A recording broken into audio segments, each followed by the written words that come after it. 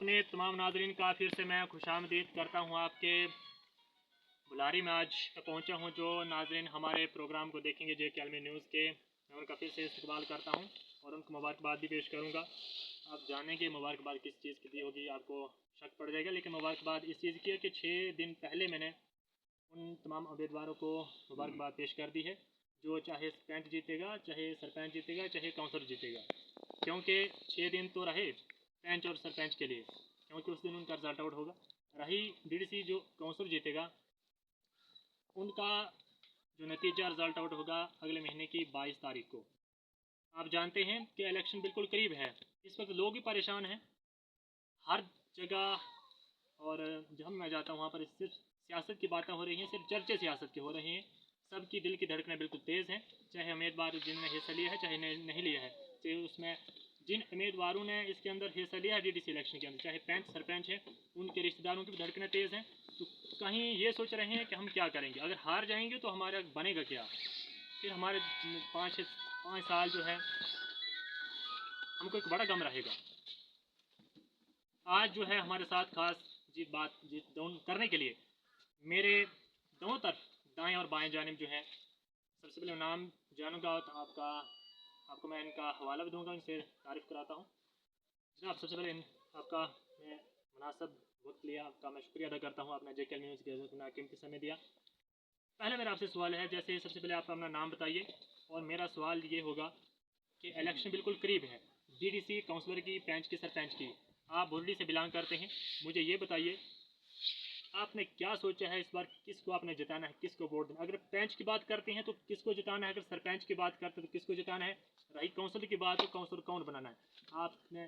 और आपने ये भी कह दिया है, पहले आप मेरी आपसे बातचीत हो रही थी, उस वक्त आपने ये कहा कि हमने दोनों पार्टियों को देख लिया है, हमने दोनों पार्टियों की सपोर्ट कर ली है, उन्होंने देख लिया उन्होंने क्या किया। तो मैं नाम नहीं जिक्र करूँगा पार्टियों के, ये खुद इनसे सुनूंगा और खुद ये बताएंगे। आपका स्वागत है JK न्यूज़ में। सबसे पहले नाम बताइए। सर, मेरा नाम दिलक राम, मैं रिटायर्ड टीचर हूँ जी, भुरडी का रहने वाला हूँ। बताएं, इलेक्शन आ रही है करीब। हाँ जी, आ रही है। किसको वोट देना आपने, क्या सोचा है? जहाँ तक पंचायत का मतलब है, तो पंचायत की इलेक्शन के बारे में हमने ये भुरडी वाले ने डिसाइड किया है कि एक अनपढ़ लेडी है जहाँ राणा देवी उसका नाम है, हमने ये डिसीजन लिया है कि हम उसको वोट देंगे। वोट देंगे जी हाँ, राणा देवी को। राणा देवी अनपढ़ है? अनपढ़ है थोड़ी, कितनी है? वो भी दूसरी तीसरी। तो दूसरी तीसरी को वोट कौन देता है? ये पब्लिक की मर्जी है सर। तो दूसरी जो उसके मुकाबले में खड़ी, वो कितनी पढ़ी है? वो लड़की MA BEd है, ये तो कल वो हमारी पोस्ट जो वो खाली हो रही। लेकिन वो ज्यादा पढ़ी लिखी है, वोट तो उसको देना चाहिए। लेकिन सवाल ये पैदा होता है कि आए और गए, अगर उसकी कल सिलेक्शन हो जाएगी, वो चली जाएगी, फिर हमारी ये पोस्ट जो वेकेंट हो जाएगी। आपको क्या लगता है कैसे चली जाएगी वो? क्योंकि उसकी सिलेक्शन होगी। कैसे होगी सिलेक्शन? पोस्टें नहीं आती हैं तो कैसे लगेगी वो? पोस्टें क्यों नहीं आएगी? कभी हो सकता है कि पोस्ट नहीं आएंगी। पोस्टें आएंगी, जरूर आएंगी। अभी तक तो पोस्टें बिल्कुल नहीं आई है ना। चलो नहीं आई है, लेकिन ये इट डिपेंड्स अपॉन पब्लिक।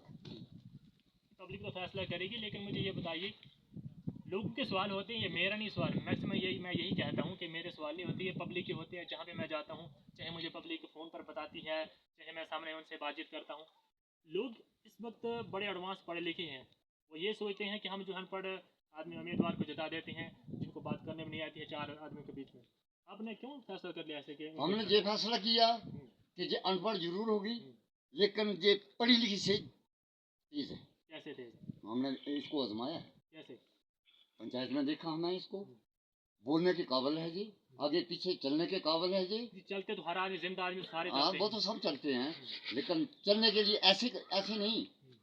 अगर इसको कोई कहेगा कि बनी जाना है, कठुआ जाना है, जम्मू जाना है, रैली है कहीं, ये जरूर जाएगी, ये पीछे नहीं हटेगी। रैलियां सभी करते हैं, लेकिन आपको क्या फायदा हुआ? इससे पहले ये पेंच रह चुके हैं, आपको कितना फायदा दिया इसमें? आप ज्यादा इनकी तरफदारी कर रहे हैं। हाँ, आप इनके खास हैं क्या? जा मेंबर हूँ, मेंबर है जी। इसने अपने बोर्ड में इतना काम किया है, बाकी इसके मुकाबले में और किसी ने नहीं। आप दिल से कह रहे हैं? बिल्कुल। हमारे साथ इन तमाम सवालों के जवाब देने के लिए हमारे साथ बिल्कुल दाएं तरफ बैठे हैं, हमारे साथ बिल्कुल यहाँ पर हमारे हम सब साथ ये भी हैं, उनसे हमारा बड़ा एक क्लोजिंग है, और बिल्कुल ये एक सोशल एक्टिविस्ट हैं और पंच भी हैं, पंचायत बुरडी से हैं, रतन चंद जी हैं, इनको भी मैं आपका शुक्रिया अदा करता हूँ, आपने कीमती समय दिया और आज मैंने आपका एक मुनासिब वक्त लिया। ये जो सवाल रहे, मुझे इन सवालों का जवाब दीजिए। आपने ये क्यों दिल से फैसला किया, जैसे पब्लिक एक तरफ जा रही है, एमी वेड जो लड़की दूसरी पेंच के मुकाबले जो खड़ी हुई है सरपंच के मुकाबले में, आप क्यों सोच कर फैसला करेंगे कि उनको जिताना? सर फैसला इसलिए लोगों ने तय कर रखा है कि पहले ये पेंच थी जी तो इसने अपने दौरान पेंच में अपने वार्ड में जबरदस्त काम किया है जी और ये अनपढ़ भी है। और दूसरी बार ये सरपंच की इलेक्शन में इसने तीसरे नंबर पर हारी भी है। अब जैसे भी यहाँ का हमारा जो सरपंच था वो चेयरमैन बन गया और जहाँ पर इलेक्शन फिर आ गई डीडीसी इलेक्शन में और बीच में सरपंच की भी, तो जहाँ पर गरीब लोगों की पूरी की आवाज़ है कि वोट फॉर राणा, इसलिए सारे लोगों ने तय कर रखा है। देखो मुकाबला होगा इनका, लेकिन फिलहाल ये जीत पर है इसमें। आप ये बिल्कुल दिल से कह रहे हैं? बिल्कुल सारे गरीब आवाम तमाम जनता की जैसे आवाज़ है। आपकी वीडियो वायरल हुई, लोग देखेंगे और वो जो दूसरी उम्मीदवार है जो भी हमारी बहनी है, बिल्कुल जब वो इस वीडियो को देखेगी, आपका प्रोग्राम को, उनको एक दुख होगा। तो जैसे जैसे हमने भी जैसे सारे आपने इलेक्शन इलेक्शन से पहले आपने कैसे फैसला कर लिया कि आप वो जीती? सारे इस चीज़ में जब पॉलिटिक्स में आना है तो फिर दुख नहीं करना चाहिए। ये मैं भी 2-3 बार पॉलिटिक्स में आया हूँ। हार जीत की अगली बात होती है। आप कभी हारे हैं? एक बार हारा हूँ मैं। कितने बार रोए आप? कितना दुख हुआ? नहीं दुख तो होता है, अगर दुख होता तो दूसरी बार मैंने फार्म नहीं लगाना था, दूसरी बार मैंने फार्म लगाया, मैं जीत गया। लेकिन जो पढ़ता है वही होता है। बिल्कुल, अगर इलेक्शन में दुख करना है, चाहे वोटरों को गाली गलौज करना है, तो फिर सियासत में नहीं आना चाहिए। आप समझते हैं सियासत एक ऐसी चीज़ है, यहाँ पर जो है हाथापाई भी होती है, मार कुटाई भी होती है, बर्दाश्त करना पड़ता है। बिल्कुल सर, सब कुछ होता है, लोग जुतियाँ मारते हैं, वो सहना पड़ती है अगर आगे की फील्ड चलानी है तो। नहीं तो सियासत मानना चाहिए। नहीं तो सियासत में इसका आना नहीं चाहिए, इसको छोड़ना चाहिए। ये बहुत गंदी गेम है, जब आ गए तो इसमें सब कुछ झेलना पड़ता है, बर्दाश्त करना पड़ता है। बिल्कुल सर। इससे पहले आपके इधर कितने काम का है, जैसे पेंच रह चुकी है राणा देवी? इसने अपने वार्ड में मैक्सिमम इसके अपोजिट जो 6 वार्ड पड़ते हैं उनसे ये टॉप आई है। आप आइए। बिल्कुल सर। तभी आपने एक तरफ फैसला करें, एक तरफ फैसला किया कि हमें पढ़ाई लिखाई की जरूरत नहीं है और इसमें गुड़ाई ज़्यादा है, जैसे देसी भाषा में कहते हैं ना गुड़ाई, पढ़ाई से इसमें गुड़ाई ज़्यादा है। जी बिल्कुल सर। जी, आप इन सवालों का जवाब दीजिए। आपने भी फैसला कर लिया, यही करेंगे हम भी? हाँ जी, हमने जो फैसला किया है कि हम यही करेंगे। हमें डेवलपमेंट चाहिए सर, डेवलपमेंट चाहिए। अब ये हो गई बात सरपंच की। अब दूसरे मुद्दे पर आते हैं हम। जैसे पहली बात खासकर जो है आपकी ब्लॉक डुगन में डिलिमिटेशन हुई, खासकर सेंट्रल गवर्नमेंट की तरफ से पहली बार जे के अंदर, खासकर पहाड़ी एरिया में डीडीसी की इलेक्शन पहली बार हो रही है। मेरा आप दोनों साथियों से बिल्कुल मेरा सवाल होगा, कभी आपको जवाब देना है, कभी आपके सवाल होंगे दूसरे साथी को जवाब देने हैं।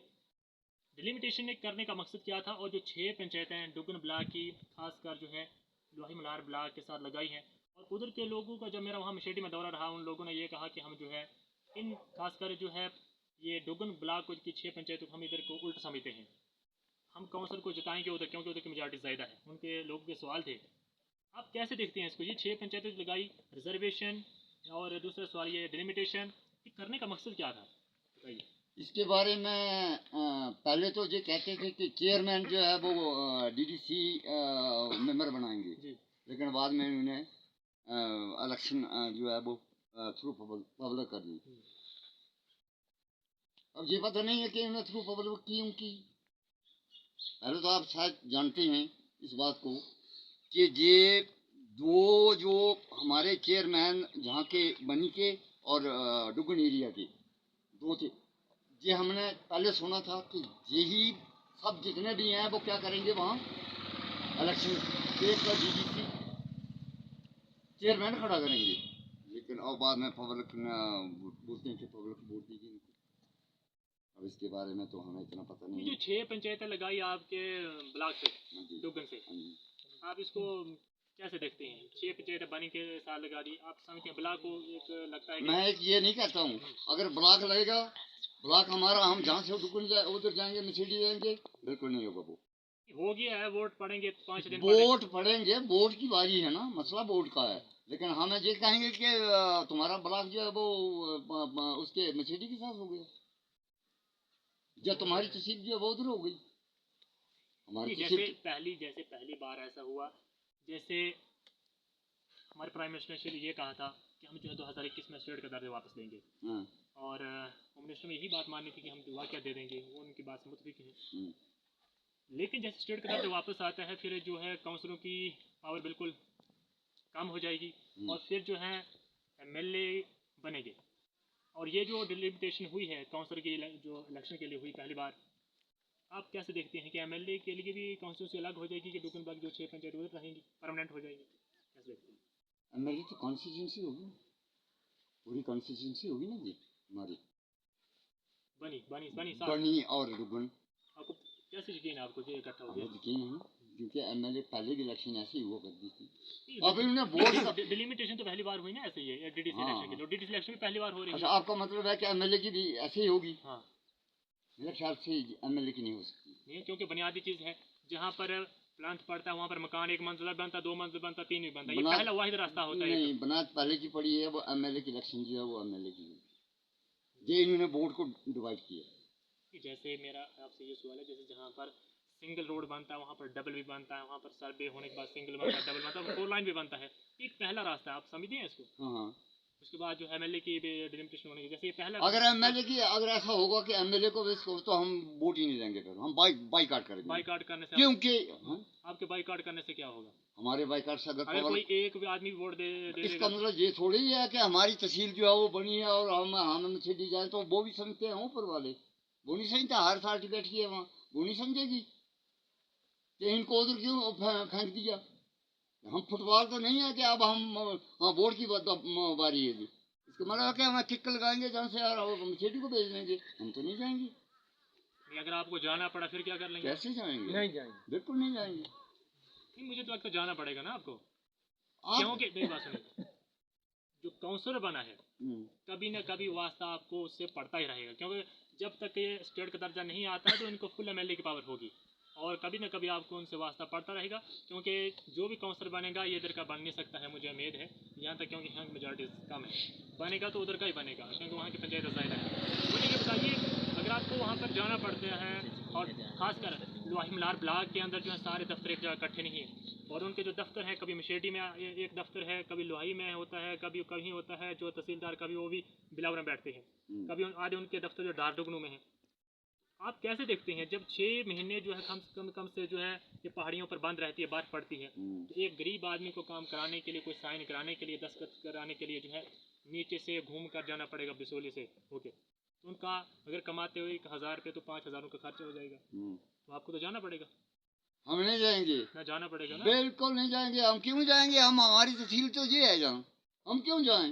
हाँ अगर तहसील खत्म कर देंगे जी, तहसील ब्लॉक को खत्म कर देंगे, नियाबत को खत्म कर देंगे, तहसील को खत्म कर देंगे, फिर हम देखेंगे कहाँ हम हर पार्टी को अप्रोच करेंगे कि ये तहसील बढ़नी थी या इसको उठाना था। ये तो इस्टेब्लिशमेंट करते हैं ना, तहसील है, ब्लॉक है। अब हमारे जी दुगुन ब्लॉक में कोई नियाबत नहीं थी, दुगुन ब्लॉक एक ही था, अब हमारी नियाबत हो गई है, अब इसको क्या करेंगे जी? उठा लेंगे या एक और देंगे हमें? ये तो नहीं, ये इम्पॉसिबल है, ये ऐसा हो ही नहीं सकता है। तहसील को भी उठा लेंगे बनी की, नियाबत को भी उठा लेंगे, नहीं नहीं नहीं, ये नहीं ऐसा हो सकता। इन्होंने बोर्ड के बारे में किया होगा कि बोर्ड को हम डिवाइड करेंगे, इनको पूरा कर देंगे, नाप तोल करके रखा है इन्होंने। ये वाली जो 6 पंचायत है उस तरतीब मलाई है इन्होंने कि बोर्ड को नाप तोल के बनाना। अच्छा, और बाकी इनका कोई किसी का कोई मकसद नहीं। ये नहीं, रिजर्वेशन के बारे में, रिजर्वेशन क्यों होती है बार बार? जैसे लोगों के सवाल होते हैं, कभी बीडीसी में रिजर्वेशन होती है, कभी डीडीसी में इलेक्शन हो जाती है, मतलब इसमें रिजर्वेशन हो जाती है, और पहली बार जो उनके सेंट्रल गवर्नमेंट करा रही है वहाँ दरअसल पता क्या लोगों है? के एक सवाल है, लोग इल्जाम लगा रहे हैं भाजपा के ऊपर। हाँ ये बार कर रही है अपने मफाद के लिए, इसका मैं जवाब देता हूँ। अपने मफाद के लिए, अपने मफाद के लिए नहीं, पॉपुलेशन के लिहाज से। एसटी पॉपुलेशन है अगर है हमारी यहाँ, लेडी पॉपुलेशन समझो, इसलिए ये रिजर्वेशन करते, वरना नहीं।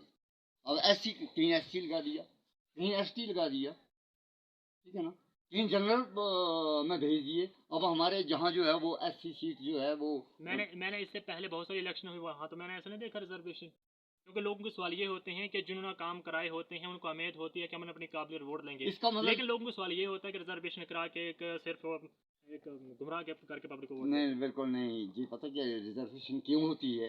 बताइए, क्योंकि लोग समझना चाहिए, लोगों को शक है कि ये क्यों होती है रिजर्वेशन इसलिए होती है, उनको समझाइए आज। बैकवर्ड लोग हैं जी, इसलिए इनको फॉरवर्ड किया जा रहा है गवर्नमेंट की तरफ से। फॉरवर्ड तो आज तक हुए नहीं है। फॉरवर्ड यही तो हमारी कमजोरी है। फॉरवर्ड कैसे होंगे आप बताइए। आज हम एक ऐसा कैंडिडेट सेलेक्ट करेंगे कि हम वो जरूर रोशनी लाएगा और हमें रोशनास करेगा। इससे पहले कितने लोगों ने आपको रोशनी लाई गाँव में? किसी ने नहीं लाई है। तो आप कैसे उम्मीद कर रहे हैं कि वो भी रोशनी लाएंगे आपके गाँव में? कुछ उम्मीद है, आजकल डेमोक्रेसी है। पहले गुमराह करते थे। 75 साल देश को आज़ाद हो गए, आप भी 72 साल यहाँ 70 साल जो जम्मू कश्मीर के अंदर NC PDP कांग्रेस है BJP के साथ, कभी उनकी सरकार रही, कभी कुछ रहा। आपको कैसे उम्मीद है? कभी उन लोगों ने यहाँ पर खासकर पहाड़ी एरिया का ज़्यादा तवज्जो नहीं दी, आप कैसे कह सकते हैं कि ये नक्शा बदलेंगे? नक्शा इसलिए बदलेंगे कि अब हमें भी उजागरती हुई है, हम भी देख रहे हैं। अब इलेक्शन इसीलिए हो रहे हैं ना कि हम भी देखेंगे, हम सोच समझ कर देखेंगे कि किसको वोट देना है, कौन हमारा कैंडिडेट हुआ, कौन हमारी आवाज़ आगे उठाएगा। अब हम भी सियाने हो गए। बूढ़े लोग होते थे, वो अनपढ़ लोग होते थे, बूढ़े लोग होते थे, पता ही नहीं था, झालर थी, समझे। अब यहाँ पढ़े लिखे नौजवान हैं, सभी को बताइए कि हम किसको अपना नुमाइंदा जो है सेलेक्ट करेंगे। जी आप जवाब दीजिए जी इन तमाम सवालों के। बड़ा टाइम लिया मैंने से बात की, अब आपसे बोलेंगे। बताइए, जैसे ये बता रहे हैं कि हम नक्शा बदलेंगे, रोशनी लाएंगे, बताइए कि तमाम आपने सब सुन लिया, बताइए। देखो जी, नक्शा कोई नहीं बदल सकता है और ना रोशनी ला सकता है। 70 साल में रोशनी और नक्शा नहीं आया तो अब DDC पर कैसे आएगा? अब ये मैंने यहाँ तक भी सुना है कि जो कैंडिडेट आज तक जिताए, चाहे सरपंच, उनको 5-5 6 महीने उनको तनख्वाह नहीं मिलती है। बिल्कुल सही नहीं मिलती है, उसमें मैं भी हूँ, मुझे भी नहीं मिली है। कितना टाइम हुआ आपको? मुझे हो गए हैं तकरीबन 7 महीने पे मिले हुए। तो पावर तो आपको बड़ी है, यूटी क्या है? पावर तो हमने अपने दम पर रखना पड़ती है, अपने अपने काम खींचना पड़ती है, वो तो अपना तरीका होता है। देखो जी, जो डेवलपमेंट है वो जो कैंडिडेट जीता उसके हाथ में भी होती है, आगे पीछे लड़ना पड़ता है। लेकिन इतना नक्शा जो बोल रहे हैं कि नक्शा नहीं बदल सकता है गाँव का। जैसे DDC की इलेक्शन है, तो जहाँ पर आज यहाँ कैंडिडेट है, तो यहाँ में से मुझे लगता है कि पार्टी बेस पर ही आज़ाद कैंडिडेट की टक्कर होने जा रही है। जैसे बुल्डी की इलेक्शन है, सरपंच की है, पंच की है, कहीं पर जो वैकेंसी है उनको ये सिर्फ ये गवर्नमेंट की तरफ से। रिजर्वेशन के बारे में बताइए, रिजर्वेशन क्यों होती बार-बार? ये तो सर पॉपुलेशन के हिसाब से होती है। जहाँ पर ST ज़्यादा होगा वहाँ पर ST को दिया गया, SC ज़्यादा होगा। जैसे बनी की इलेक्शन है तो वो ओपन में है, तो वहाँ पर जनरल कैटेगरी जो है वो ज़्यादा है। जैसे मान लो 6 पंचायतें हमारी जान लगाई गई हैं, तो ये किसी को भी भूल नहीं होना चाहिए। जे जहाँ पर बनी 10,000 पॉपुलेशन ज़्यादा थी, तो इस पॉपुलेशन को जहाँ ही लगाते हैं तो वहाँ पर पॉपुलेशन कम हो जाती है, सिर्फ खाली वोट के लिए।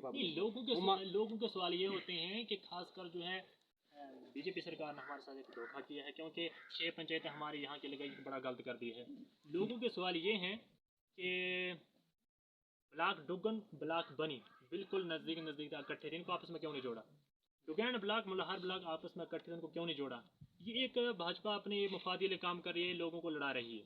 नहीं, भाजपा की गलती इसमें कोई नहीं है सर। जहाँ पर पॉपुलेशन ज़्यादा थी, बनी और डुगन के अंदर पॉपुलेशन ज़्यादा थी, इसलिए पॉपुलेशन खाली वोटिंग के लिए है जी, काम काज के लिए नहीं। हमारा ब्लॉक डुगन यही रहेगा, तहसील यही रहेगी, लेकिन खाली वहाँ पर वोट कम थे। आने वाले समय में ये हो जाएगा कि रेवेन्यू रिकॉर्ड भी उधर चला जाए, फिर बिल्कुल नहीं जाएगा सर। ये हमारी जैसे MLA मैं ये दवे से कहता हूँ, ये कॉन्स्टिट्यूंसी होगी, हमारा वोट बनी MLA को जाएगा, कोई भी आएगा और ये वाली लागू हो जाएगी। लेकिन ये MLA के लिए ये कॉन्स्टिट्यूंसी वहाँ नहीं जा सकती है। ये गर्व है और यकीन है, ये खाली DDC के लिए। बिल्कुल सर।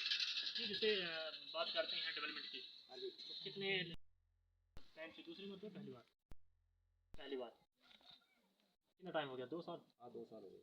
कितनी अभी तरक्की देखी आपने? जैसे वादे बड़े कर रही है, जैसे अभी हाल ही में आपने देखा होगा जम्मू कश्मीर के गुनश्री यूनिवर्सिटी ने ये कहा था कि 5 साल लगेंगे अभी बेरोजगारी खत्म होने के लिए, और पार्लियामेंट के इलेक्शन 2024 के अंदर है।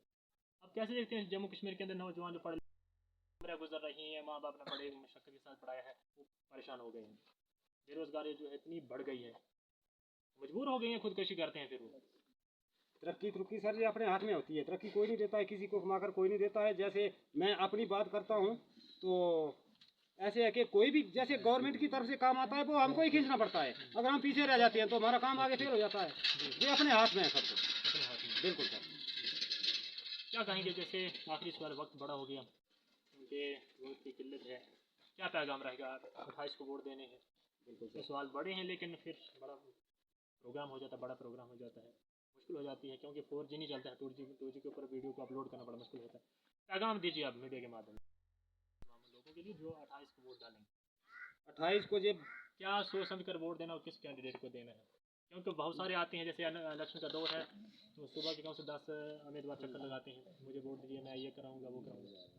सर वोट के लिए तो हम ये नहीं कह सकते हैं कि इस कैंडिडेट को वोट दो चाहे उसको दो, वो है पब्लिक डिसीजन, पब्लिक की मर्जी है। क्योंकि हम ये बोल ही नहीं सकते हैं कि आप इस कैंडिडेट की सपोर्ट करो चाहे इसको वोट दो। ये पब्लिक डिसीजन है सर, पब्लिक की तरफ से जो भी होगा वो 28 को डिक्लेयर हो जाएगा। जैसे DDC का है तो अगले की 22 को होगा, और पंच सरपंच का 28 को डिक्लेयर हो जाएगा। जी जी जी, आखिर में पैगाम दे दीजिए, पंच को भी देने हैं, सरपंच को देने हैं, और ब्लॉक जो है DDC जो काउंसिल बनेगा उसके लिए भी पैगाम दीजिए, जो 28 को लोग वोट डालेंगे। क्या पैगाम रहेगा उन लोगों के लिए जो कभी बात अब ऐसा होता है गलती से वोट डाल देते हैं, आगे पीछे हो जाता है, जैसे आके किसी खास किसी पार्टी का है या चाहे आज़ाद है, तो अगर MC को देना है तो आगे पीछे गलती हो जाती है, कांग्रेस को चला जाता है, जो बुजुर्ग लोग होते हैं पता नहीं चलता है। पैगाम दीजिए तो पैगाम ये है कि ये ऑल पार्टी जो वो यूनाइट हो गई हैं, ठीक है ना। यूनाइट इसलिए हुई है कि BJP को डाउन करने के लिए। अब ये पॉलिटिक्स जाना, हमें इसके बारे में कोई पता नहीं, यूनाइट नहीं जाना। दूसरा है जो उसी दिन रिजल्ट निकलेगा पार्टी बेस पर, जिस दिन, अब हमें क्या पता इसके बारे में कि कौन निकलेगा, कौन कैंडिडेट। अब इसका पता हमें पहले होता तो हम पहले डिक्लेयर कर देते। इस वक्त अगर हमें पता होता डिक्लेयर कर देते कि फलानी पार्टी की वो आ रही है, फला आ रहा है, फला इंडिपेंडेंट है। इसके बारे में हमें कोई नॉलेज नहीं है, पब्लिक को नहीं है, शायद आपको भी नहीं होगा इसके बारे में। आपको नॉलेज है कि कौन सी पार्टी आएगी?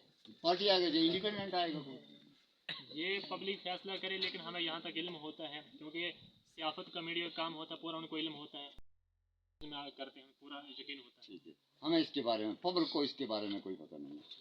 जहाँ कितने कैंडिडेट हैं? 11 कैंडिडेट हैं। 11 कैंडिडेट। अब हम क्या इस बात को हम ये नहीं कह सकते हैं कि कौन सा कैंडिडेट जो है वो जीतेगा।